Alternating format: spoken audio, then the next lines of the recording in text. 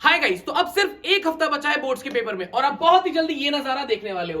तो ये video specially मैंने उन स्टूडेंट्स के लिए बनाई है जिनको अभी तक ये नहीं पता कि कौन से टॉपिक्स बहुत ज्यादा रेलेवेंट है अपकमिंग एग्जामिनेशन में। जैसे कि आपको पता है कि वन मार्कर करीब 18 क्वेश्चन, ये सैंपल पेपर है जो अभी ऑफिशियल सीबीएसई का सैंपल पेपर आया था, उसमें क्लियरली मेंशन था कि 7 very short answers, question answers आने वाले हैं, 5 शॉर्ट, 2 केस बेस्ड स्टडी आने वाली है और 3 लॉन्ग और 18 एमसीक्यू आने वाले हैं। तो इन जो है 1 2 3 4 5 ये 5 कैटेगरी में अक्सर आप देखोगे, नोटिस करोगे, प्रीवियस 10 ईयर के उठा के देख लो, आपको ये पता चल जाएगा कि इन हर कैटेगरी के लिए अलग अलग टॉपिक का डिसाइड कोटा है। मतलब कि जैसे होता नहीं है कि हर एक इलाके का एक डॉन होता है, उसी तरह से एमसीक्यूज का very short, short, case based और लॉन्ग आंसर में हर एक में अलग अलग टॉपिक का एक फिक्स्ड पैटर्न ऑब्जर्व किया गया है। और अगर आपने अभी तक कुछ नहीं पढ़ा, या आप कॉन्फिडेंट नहीं हो, या आप सब कुछ पढ़ के ये सोच रहे हो कि अब फाइनल टच कहां से करूं, तो ये वीडियो आपको ये बताने वाली है। मैंने देखो इस पूरी वीडियो में कैटेगराइज कर दिया है कि एमसीक्यूज के लिए कौन से टॉपिक रेलेवेंट रहेंगे, वेरी शॉर्ट आंसर के लिए कौन से टॉपिक्स पे आपको फोकस करना है, और उनकी प्रीवियस ईयर्स एनालिसिस भी हम, मतलब 10 साल उठा के देख लो, यही टॉपिक्स रिपीट वेरी शॉर्ट में देखने को मिलेंगे, शॉर्ट में, एमसीक्यूज में, लॉन्ग आंसर में। तो ये वीडियो को मैं बहुत जल्दी कवर करके आपको एक, आपके पास अभी करीब 7 दिन का टाइम है, तो इस वीडियो को देखने के बाद आपको एक सच में डायरेक्शन मिल जाएगी कि मुझे ये नहीं करना है, मतलब कोई भी चीज छोड़नी नहीं है। बट एक होता है ना, अगर आपने कुछ भी नहीं पढ़ा, आपके पास टाइम नहीं है, तो अननेसेसरी टाइम कहां इन्वेस्ट करे, कहां पे टाइम लगाए जहां से आपकी प्रोडक्टिविटी ज्यादा निकले। और सच में अगर आपने टॉपिक्स फॉलो कर लिया तो आपको काफी अच्छे खासे नंबर्स की बूस्टमेंट मिलने वाली है। मतलब कि कुल मिला के ये video stars of the chapters के बारे में, मतलब चैप्टर के वो सितारे जो हर पैटर्न पे चमकते हैं, कौन एमसीक्यू में चमक रहा है, कौन वेरी शॉर्ट में, कौन शॉर्ट में, कौन केस बेस में, और कौन अपना लॉन्ग में चमक रहा है, इस वीडियो में हम बात करने वाले हैं। तो चलो गाइस, टाइम बिल्कुल खराब नहीं करेंगे। अब एमसीक्यूज की अगर हम लोग बात करें, किसकी बात करें, एमसीक्यूज। तो अगर आप एक चीज नोटिस करो आप लोग, तो एमसीक्यूज में आपका सॉल्यूशन से कॉलिगेटिव प्रॉपर्टीज लगभग 6 से 7 बार आ चुका है। लगभग मतलब कि लगभग, ठीक है। इलेक्ट्रोकेमिस्ट्री में आपको इलेक्ट्रोकेमिकल सेल और कंडक्टेंस में क्वेश्चंस देखने को मिलेंगे। केमिकल काइनेटिक्स में इंटीग्रेटेड रेट इक्वेशन, डीएफ में उसकी प्रॉपर्टीज पूछता है। कोऑर्डिनेशन में छोटी मोटी डेफिनेशंस आ जाती हैं, शिलेट लिगेंड क्या है, इस तरह के एम्बिडेंट, इस टाइप का। हेलो एल्केन्स में SN1 SN2 और उसके केमिकल रिएक्शंस, और अल्कोहल फिनॉल ईथर में प्रिपरेशन। एल्डिहाइड में और एमाइड्स में उसकी केमिकल प्रॉपर्टीज हर जगह छाई मिलेगी। तो अगर ये 2 बड़े चैप्टर्स आपने नहीं किए तो सिर्फ इनकी केमिकल प्रॉपर्टीज, एसिडिटी, बेसिसिटी पे जाके फोकस कर लो, काफी ज्यादा क्वेश्चन आपको देखने को मिलेंगे। सिमिलरली बायोमोलिक्यूल्स ऐसे चैप्टर काफी रट्टाफिकेशन है। बायो वाले स्टूडेंट्स को थोड़ी आसानी होती है, बट मैथ्स वाले थोड़ा सा कटते हैं। तो बायोमोलिक्यूल्स में मेनली आपको प्रोटीन्स पर फोकस करना है। कहां पर फोकस करना है, प्रोटीन्स पे, क्योंकि इसी से क्वेश्चन आया। तो ये था एमसीक्यूज का एरिया। मतलब सॉल्यूशन से अगर एमसीक्यू ज्यादातर देखने को मिला है तो कॉलिगेटिव से, और बाकी ये डेटा आपके सामने है, आराम से आप इसको एनालाइज कर सकते हो। लेकिन आप ये समझ जाओगे इस वीडियो के बाद कि मुझे किस टॉपिक पे एक्चुअल में फोकस करना है, क्योंकि टाइम बहुत कम है।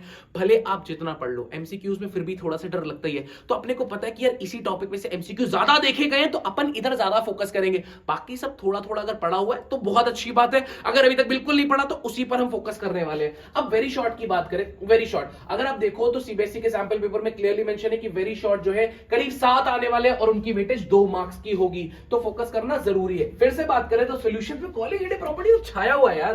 मतलब कॉलिगेटिव प्रॉपर्टी के छोड़ने का सोचना, अब जैसे हमारे घर में मम्मी छाई रहती है, उसी तरह से सॉल्यूशंस में कॉलिगेटिव प्रॉपर्टीज छाया हुआ है। इलेक्ट्रोकेमिस्ट्री में इलेक्ट्रोलाइटिक सेल, कंडक्टेंस वगैरह से करीब क्वेश्चंस देखे गए वेरी शॉर्ट में।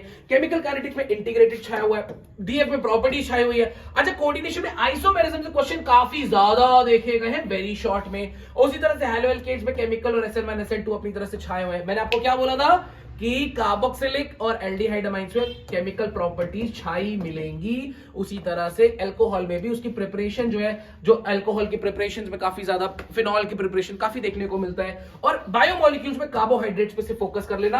आप देख सकते हो 18 ये प्रीवियस ईयर्स 10 साल की एनालिसिस है, थोड़ा सा फिगर आगे पीछे हो सकता है, बट इतना डेटा आपके लिए सफिशिएंट है समझने के लिए कि मुझे किस पे फोकस करना है एट द लास्ट मोमेंट। अगर मैंने नहीं पढ़ा है तो, अगर आपने सब कुछ पढ़ा हुआ है, सब कुछ आता है, तो इन पे जाके बस एक लास्ट ब्रशअप कर लेना, क्योंकि आपको पहले से पता चल चुका है कि कौन मिलने वाला है। ऑलराइट, चलो और अगर इसके अलावा कुछ आया तो आप ऑलरेडी प्रिपेयर्ड रहोगे, ठीक है। और शॉर्ट आंसर की बात करें, अच्छा ये शॉर्ट आंसर कौन से, एक देखो सीबीएसई के सैंपल पेपर में क्लियरली मेंशन है, जो शॉर्ट है वो करीब 5 आएंगे और ये 3 मार्क्स के होने वाले हैं, मतलब कि 15 मार्क्स करीब शॉर्ट कवर करेगा।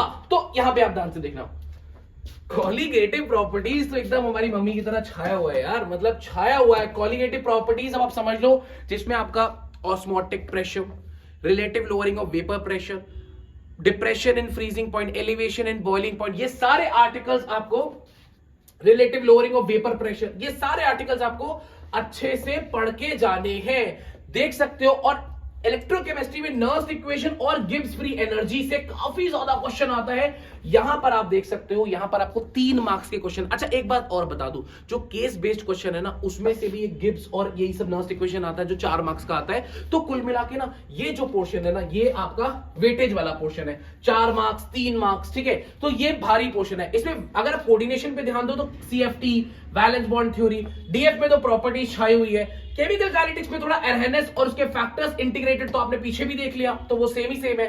बाकी आप देख सकते हो एल्डिहाइड कीटो अमाइंस में आपका केमिकल प्रॉपर्टीज छाई हुई है, और अल्कोहल फिनॉल में प्रिपरेशन ऑफ, यहां पे इसकी प्रॉपर्टीज प्रिपरेशन की। अच्छा यहां पर आपको पीडीएफ में बायोमोलिक्यूल्स नहीं दिख रहा, बायोमोलिक्यूल्स में इस पोर्शन से मैं आपको बता दूं कार्बोहाइड्रेट से काफी ज्यादा आता है और प्रोटीन से ज्यादा आता है। तो आप इतना याद रखना कि बायोमोलिक्यूल्स में अगर आपको बहुत ज्यादा फियर फैक्टर है तो सिर्फ प्रोटीन और कार्बोहाइड्रेट्स पे ध्यान दो, पूरे एनालिसिस में वही आता है, इतना आप लोग ध्यान रखना। आप इनकी वेटेज देखो तो डीएफ में 21, 12, 16, ये प्रीवियस ईयर में इतने क्वेश्चंस देखे गए हैं। और 3 मार्क्स यानी कि शॉर्ट क्वेश्चन और केस बेस्ड दोनों के लिए सेम डेटा मैं आपको बता रहा हूं, दोनों में ही यही आर्टिकल्स हैं, एक दो आगे पीछे हो सकता है, अदरवाइज सब कुछ यही है। आपको इन्हीं आर्टिकल्स पे फोकस करना है, ध्यान से एक एक स्टेप आप लोग नोट भी कर सकते हो रिवीजन के लिए। और लॉन्ग आंसर टाइप की बात करें तो आप, बड़ा सिंपल सिनेरियो है कि सॉल्यूशंस ने हाथ जोड़ दिए, मैं नहीं आ रहा, कोई आपको क्वेश्चन देखने को नहीं मिल रहा है लॉन्ग से कि इलेक्ट्रोकेमिस्ट्री, गिब्स और नर्स छाए हुए हैं, chemical kinetics integrated, Arrhenius equation अगर आपको याद हो K is equal to A E to the power minus E upon R T, फिर इससे काफी क्वेश्चंस बनते आ रहे हैं, ठीक है। डीएफ में प्रॉपर्टी छाई हुई है, अच्छा कोऑर्डिनेशन, हेलो एल्केन, कोई क्वेश्चन देखने को 5 मार्क्स में अभी तक नहीं मिला।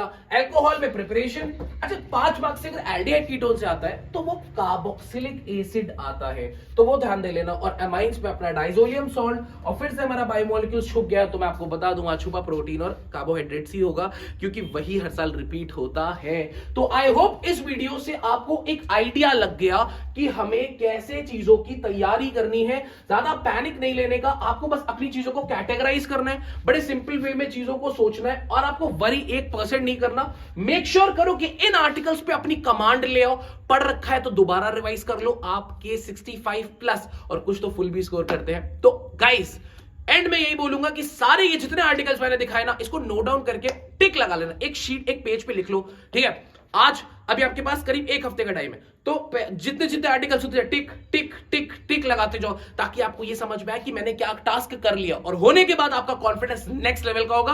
पेपर से एक दिन पहले बस पूरा ब्रशअप कर लेना और आपका पेपर बहुत अच्छा जाएगा। Best of luck.